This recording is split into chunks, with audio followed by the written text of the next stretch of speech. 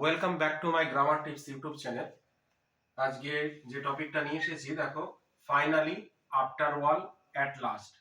মনে হবে তিনটেই একই মানে, কিন্তু এদের ব্যবহারটা আলাদা আছে সেন্টেন্সে।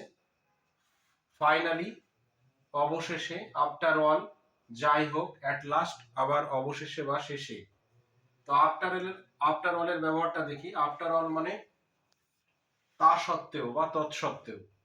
এক্সাম্পলটা দেখি, your enemy is after all an honest person. কি বলছে? Your enemy is after all an honest person. হ্যাঁ, তোমার শত্রু একটা সৎ মানুষ। উদাহরণটা দেখে একটু অবাক লাগছে বা হাসিও পাচ্ছে যে এনিমি, শত্রু আবার সৎ পারসন। হ্যাঁ, শত্রু হতেও পারে।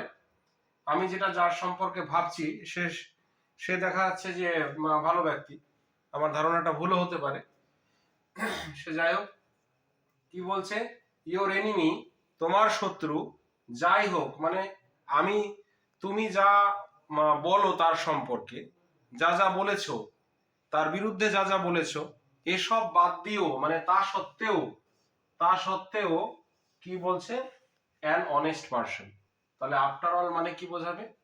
স্বাভাবিক কোনো ফলাফল নয়, স্বাভাবিক কোনো ফলাফল নয়, সেই অর্থে ব্যবহার হবে যে তা সত্ত্বেও এরকম ব্যবহার হবে। এটা দেখি ফাইনালি বা অ্যাট লাস্ট।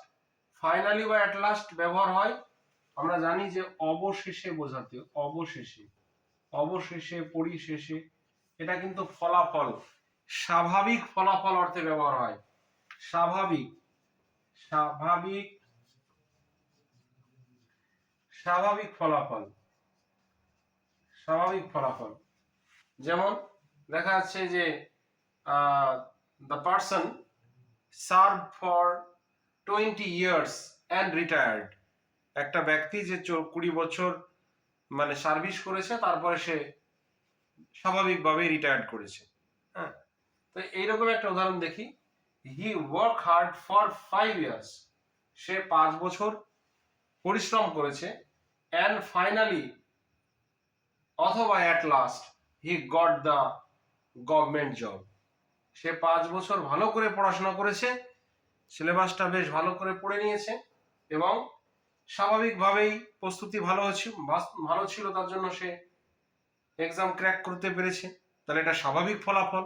স্বাভাবিক ফলাফলের জন্য কি হবে? ফাইনালি বা অ্যাট লাস্ট। তাহলে রিক্যাপ করি আরেকবার। আফটার অল মানে তা সত্ত্বেও বা তৎসত্ত্বেও।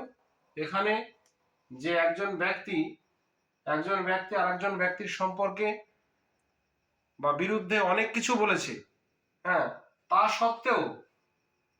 সত্ত্বেও তার যে ক্যারেক্টারিস্টিক, তার যে একটা গুণ, সেটা কি বলছে? অনেস্ট।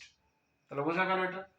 আর এটা হচ্ছে ফাইনালি বা অ্যাট লাস্ট, সেটা কি বোঝাবে? স্বাভাবিক ফলাফল। তাহলে আশা করি টপিকটা বোঝা গিয়েছে, আর আমরা বলার ক্ষেত্রে বা লেখার ক্ষেত্রে আর ভুল করব না।